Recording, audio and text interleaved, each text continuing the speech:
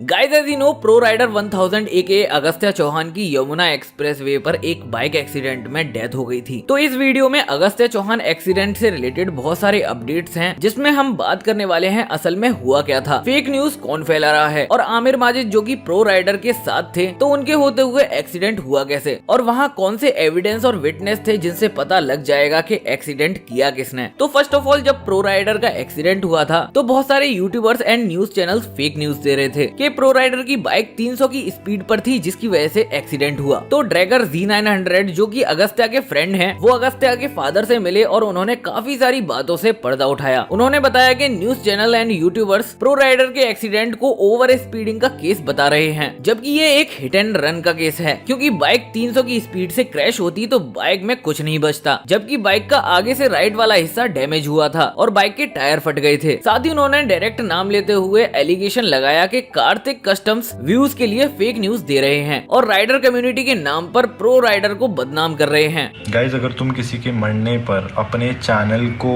दोबारा सही करने का सोच रहे हो, और वो भी देखो उसको इतना पता था, देखिए उसको मरे हुए 4 घंटे भी नहीं हुए, ठीक है। और अगस्त्य के पापा ने मुझे एक शॉट भेजी जिसमें इस कार्तिक कस्टम ने मजाक बना रखा है बिल्कुल भाई का। वो मतलब उसका कहना ये था कि ये तो ऐसा था ही, इसके साथ ऐसा ही होना था।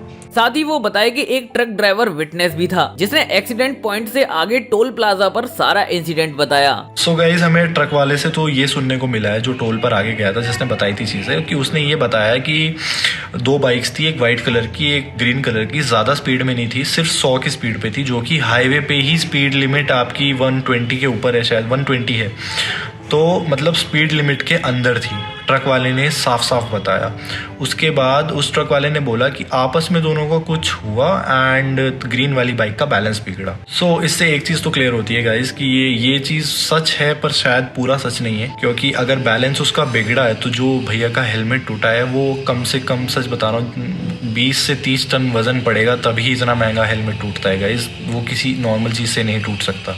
भैया की बॉडी पर और कहीं भी कोई भी चोट नहीं है, सिर्फ और सिर्फ हेलमेट टूटा है, उसकी वजह से सिर्फ दब गया था ये वाला एरिया पूरा अंदर को, सिर्फ ये हुआ है। तो जैसे कि प्रो राइडर 1000 मोटो व्लॉगिंग कर रहे थे तो उनके फ्रेंड ने बताया कि जब वो राइड पर निकले थे तो उनके पास 3 कैमरे थे, जिसमें से 2 गोप्रो थे और एक 360 था। पर जब पुलिस को डेड बॉडी मिली तब वहाँ पर सिर्फ एक बंद कैमरा मिला और बाकी के 2 कैमरे गायब थे। जिस भी आदमी पर वो कैमरा है, हमें आपसे कैमरा नहीं चाहिए, हमें आपको आगे नहीं लाना, हमें कुछ भी आपको चोर नहीं ठहराना, कुछ नहीं, हम आपको कुछ नहीं कह रहे। उनके पापा की बस ये रिक्वेस्ट है कि आप फेक आईडी बनाओ, आप कुछ भी बनाओ, आप कैसे भी करके वो क्लिप हमारे तक भेज दो, जिसमें ये क्लियर हो जाएगा कि उसको किसने टक्कर मारी है। और अब बात करते हैं आमिर माजिद के बारे में। तो जिस दिन एक्सीडेंट हुआ था आमिर माजिद अगस्त्या के साथ थे, तो सभी लोग ये बोल रहे थे कि तुम दोनों के बीच में ही कुछ हुआ था जिसकी वजह से ये एक्सीडेंट हुआ है। सो रिसेंटली आमिर माजिद अपनी वीडियो में पूरा किस्सा बताए और साथ में अपनी बाइक भी दिखाए कि अगर उनका झगड़ा हुआ होता या उन्होंने हिट किया होता तो बाइक पर कुछ स्क्रैच तो होता, पर बाइक तो बिल्कुल ठीक ठाक थी। और साथ ही आमिर माजिद UK07 राइडर को टारगेट करते हुए बोले कि अनुराग डोभाल आज तो रेस्ट इन पीस मेरे भाई करके स्टोरी डाल रहे हैं, जबकि पास्ट में अगस्त्या को UK07 राइडर की वजह से ही बहुत सारी प्रॉब्लम्स को फेस करना पड़ा था। साथ ही वो अपनी वीडियो में इंसिडेंट का अपना वाला वर्जन बताए, और अगर आपको वो वीडियो देखनी है तो डिस्क्रिप्शन में लिंक है, आप जाके देख सकते हैं। और अब बात करते हैं एविडेंस के बारे में। तो भाई जिसके पास भी वो कैमरे हैं तो भाई कैसे भी करके उन फुटेजेस को उनके फादर तक पहुंचा दो, तो जिसकी वजह से भी ये एक्सीडेंट हुआ है